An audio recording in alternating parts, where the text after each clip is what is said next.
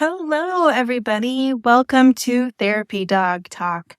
My name is Sherry. My pups' names are Sunny and Riley, and each week we talk with different therapy dog teams and researchers around the world about the impact that they're making in their area.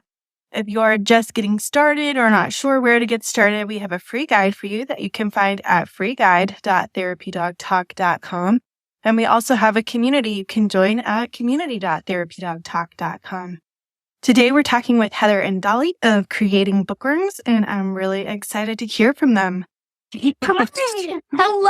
How are you, Sherry? I'm good. How are you? Is that Dolly there with you? This is Dolly. Yeah, she was going to join us for a little bit. I don't know how long she'll stay. We'll see.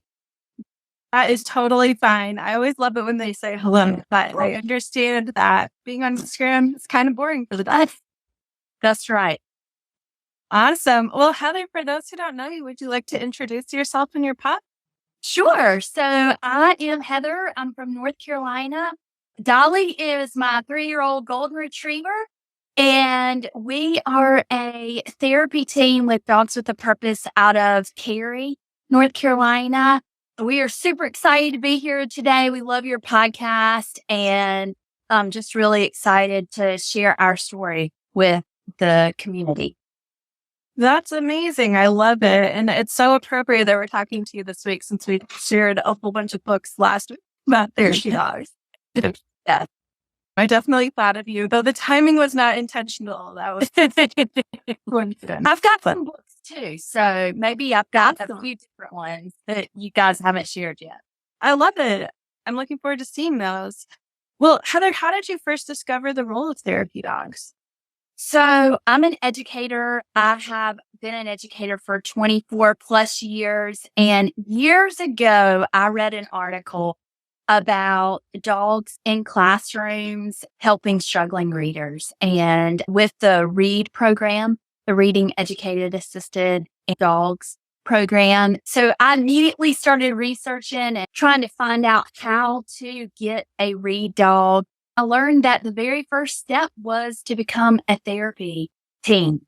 And that is when my journey began. It was probably 15 plus years ago. So it's been a while since I first discovered therapy dogs. Okay, that's great. Is Dolly your first therapy dog? She is my first therapy dog. Our family has had several dogs over the years that were going to be my READ dog. And I learned along the road, and we would go to obedience classes and do different things. We were never able to get to that level. And so we're really excited with Dolly. That's great. What was different about Dolly, and what did you look for when you were trying to select her for that role? So mainly, I knew that when we started searching for a dog, we knew that that's what we wanted to do. And I knew that I needed help. I needed to reach out to experts in the field, experts that were dog trainers that could really help me, guide me along this journey. Dolly was actually a premier puppy with Wilmington Dog Wizards out of Wilmington, North Carolina. And her trainer, Lauren, got her when she was 8 weeks old. And I would go consistently to Wilmington to learn all about Dolly and about how to teach basic obedience. Dolly came home in February of 2020. And in March, we all know that the world shut down. At that time, I was a 3rd grade teacher. And so Dolly was close by all through our virtual teaching and virtual learning. It was a really great time for Dolly and I to bond and connect, and for me to continue the training. Yeah, it was such a difficult, challenging, and also great time to have a puppy because there was so much more time to spend with them. But of course, socializing them and getting some of those experiences, it was possible, but you had to be really creative. Absolutely. So once you brought her home, how did you know that this was going to be a good fit for her? So Dolly was already, we had done the Canine Good Citizens. She was an AKC our puppy. So she already had that drive. She loved children. We had her around children a while before March happened. And I just knew that her temperament, that if I could be clear with my expectations and my directions with her, then I knew that she would do really well. I love that. What does she like about children, do you think? I don't know, but the only time she's ever run away from me was during that time we would go out after I would teach virtually and we would walk around the neighborhood. And although she didn't really love to walk when she was a puppy, the one time she broke away and ran was to see children. She loves all people, but I think that there's just something magical with the bond that she has with children. That's great. Do you have children at home too, or is she just used to them from work and things? Yes, we've just really gotten her out there and gotten her exposed to children. I do have two sons, but one's in college and my second son is getting ready to graduate from high school. That is another reason why Dolly turned out to be a great therapy dog. I had a lot more time than when I had younger children. Yeah, definitely. That makes sense. I just always think it's so interesting when dogs who don't have kids in the home still really love kids. Mm-hmm. I remember the first time Sunny met a child and she was just like natural. And you have never been around children to my knowledge. That's very interesting. Yeah, I think that they're born to love what they love. And then when that's matched with obedience training and you really get that time to work their brain so that you have fun and you connect together, I just think that that's when that magic happens. Yeah. So does Dolly come with you to school then?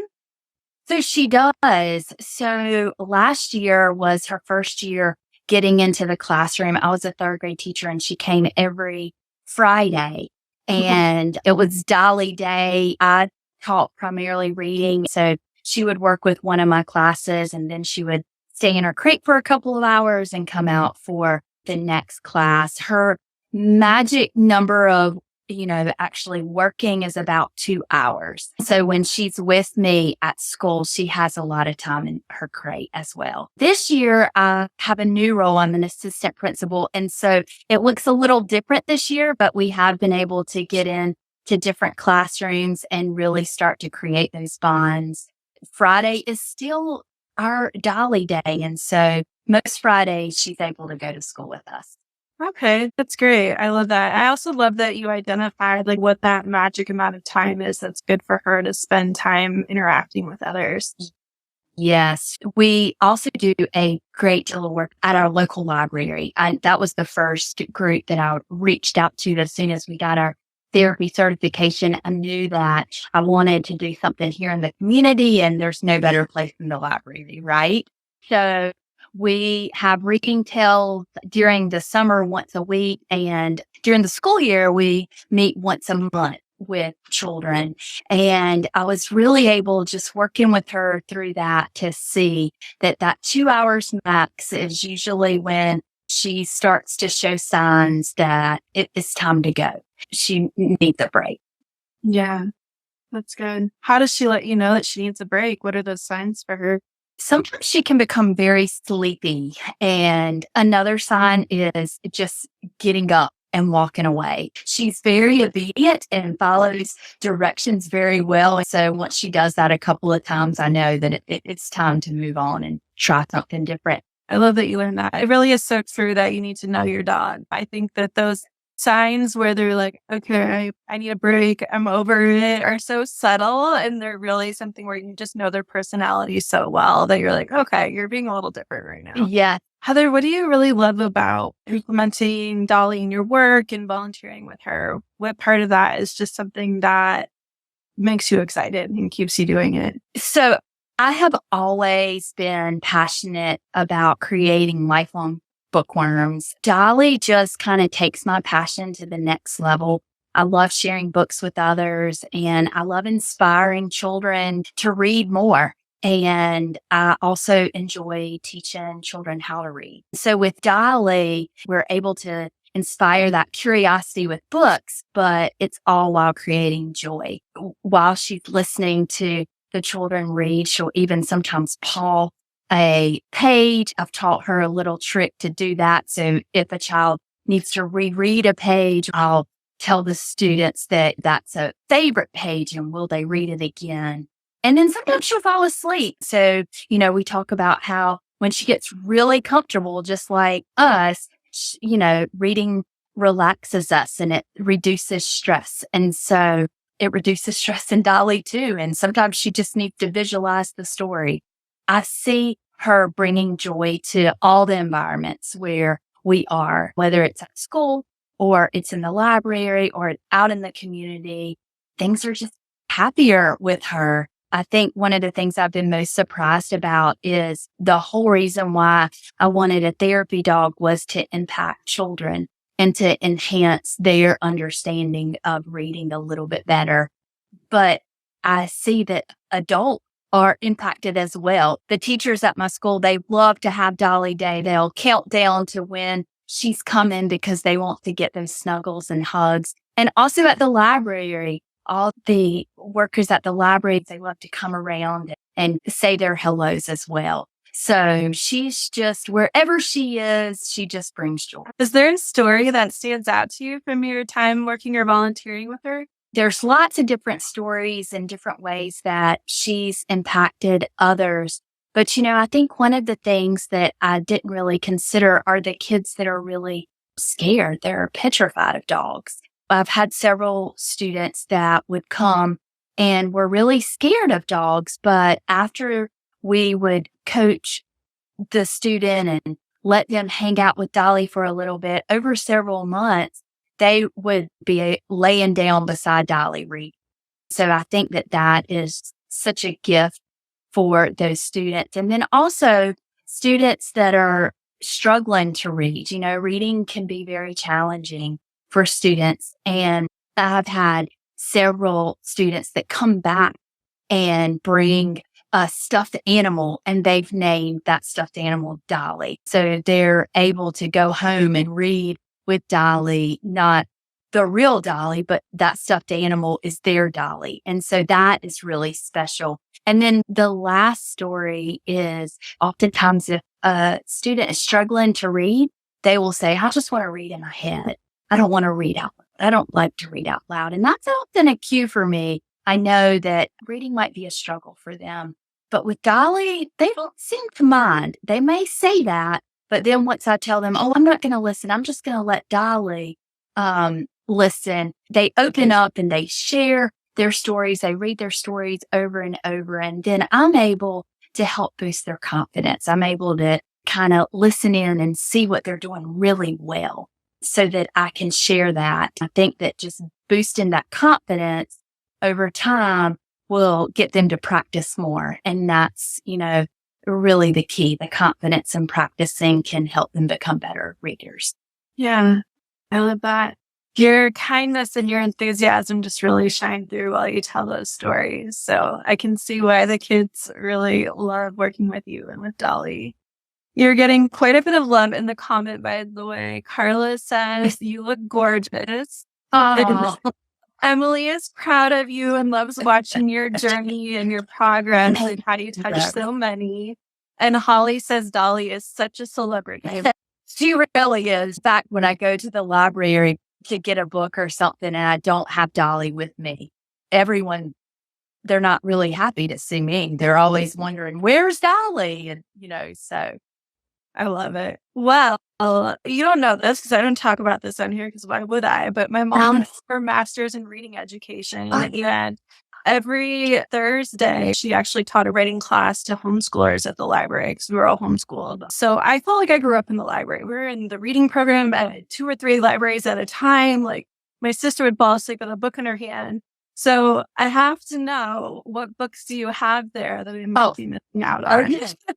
So I always like to share books. Madeline Finn and The Therapy Dog, of course, is a favorite. I think that's one of the ones that you guys shared. And so I like to find books that others may not know to spark that love of reading. This is Dogs at Work Good Dogs, Real Jobs. This book is really special because it came out right after we became a therapy team.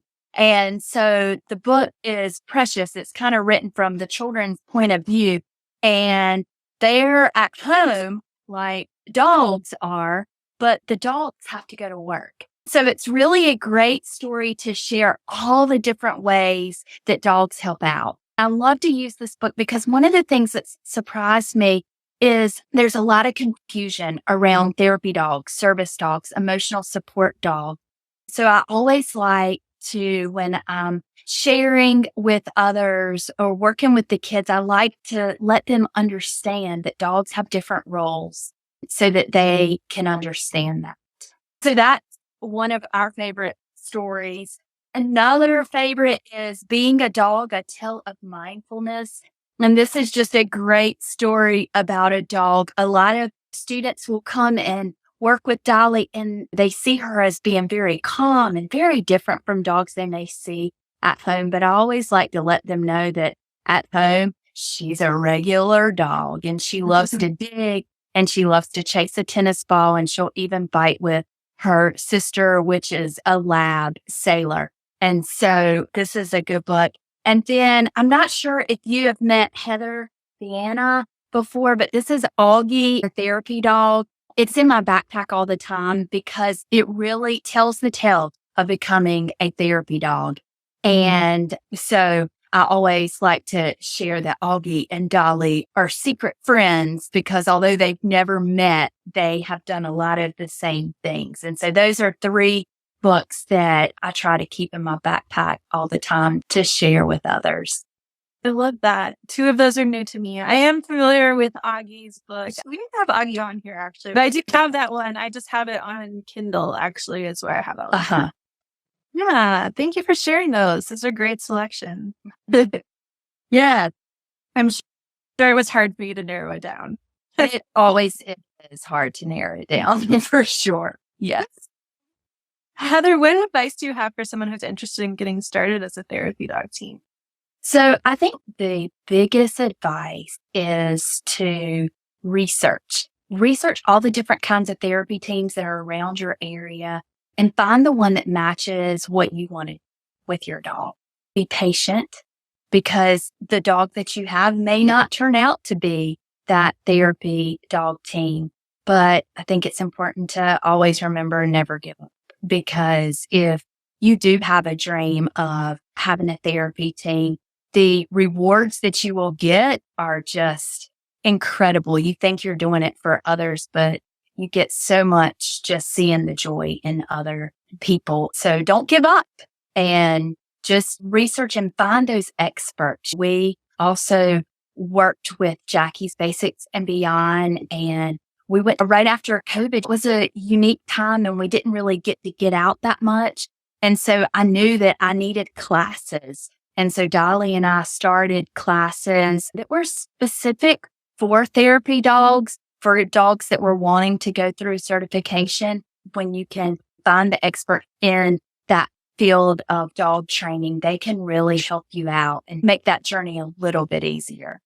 Yeah, I think that's really good advice. I love your idea too of finding teams who are doing different roles and actually reaching out and talking to them and asking them what they wish they knew, what advice they have, what they like or maybe don't like about where they volunteer or how their dog excels there, what some of the challenges are. When I brought Dolly home, I thought, oh, I'm going to have a therapy dog. I had no idea that training a dog is continuous. It's never ending. And that's the joy in it because you can always find fun things to do and ways to get your dogs to work. And you both have so much fun doing it. Yeah, definitely. Dolly has found her treat. Are you going to get up here and say bye? She's like, I'm pretty cozy. I don't know. Yeah. That's great. Well, Heather, is there anything else that you wanted to share while you're here?